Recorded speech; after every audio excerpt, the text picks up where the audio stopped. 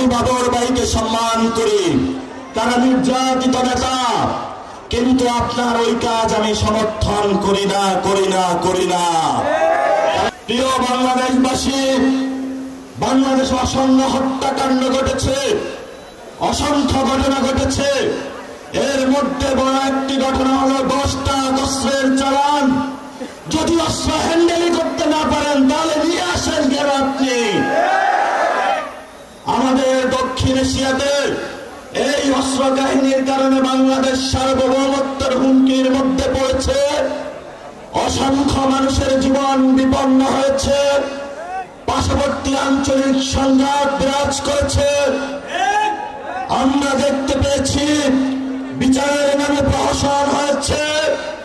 আমরা ভবিষ্যৎ বাংলাদেশে যারা সরকারি প্রশাসনে রয়েছেন, রাজনৈতিক চেয়ারে আসবেন, তাদেরকে বলতে চাই, ভবিষ্যৎ বাংলাদেশের সার্বভৌমত্বের উপর আঘাত আসে এমন কোন অযাচিত সিদ্ধান্ত আপনারা আর নিবেন না। আমি বাবর ভাইকে সম্মান করি, তারা নির্যাতিত নেতা, কিন্তু আপনার ওই কাজ আমি সমর্থন করি না। আপনার এই কাজের কারণে বিএনপি ক্ষমতায় আসতে পারে না। হাসিনার মতো একজন খুনি ফ্যাসিস্ট ক্ষমতায় এসেছিল। গত 15 বছরে যারা বিএনপির নেতাকর্মী নির্যাতিত হয়েছিল, আমার ভাইদের উপর রক্ত চালিয়েছিল, গুলি চালিয়েছিল, এর জন্য ইতিহাসের কাঠগড়ায় আপনিও দায়ী থাকবেন।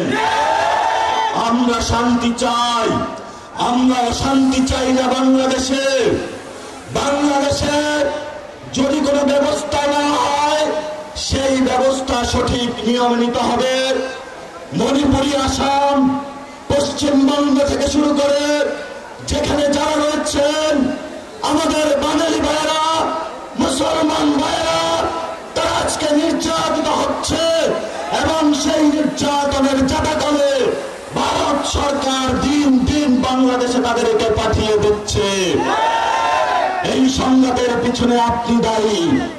এই জন্য আমরা বাংলাদেশের রাজনৈতিক ব্যক্তি, সচেতন সমাজ সকলকে আহ্বান জানাবো, ভবিষ্যৎ বাংলাদেশে ভারত থেকে, আসাম থেকে, পশ্চিমবঙ্গ থেকে সীমান্ত হত্যা হচ্ছে, মুসলমানদের উপর নিপীড়ন হচ্ছে, বাংলাদেশি বলে, বাঙালি বলে যাদেরকে প্রতিনিয়ত বাংলাদেশে ফেলে দেওয়া হচ্ছে। ইউরোপ সরকারকে বলে আপনি দ্রুত প্রতিবাদ করুন, ইন্টারন্যাশনাল এরিয়ায় উঠুন। আপনি যদি এই প্রতিবাদ লিপি না পাঠাতে পারেন, আপনার লেজিটিমেসি বাংলাদেশের মুসলমান, বাংলাদেশি বাঙালিদেরকে ব্যর্থতার দায় হিসাবে নিরাপত্তার জন্য আপনাকে ইতিহাসের কাঠগড়ায় দাঁড়াতে হবে।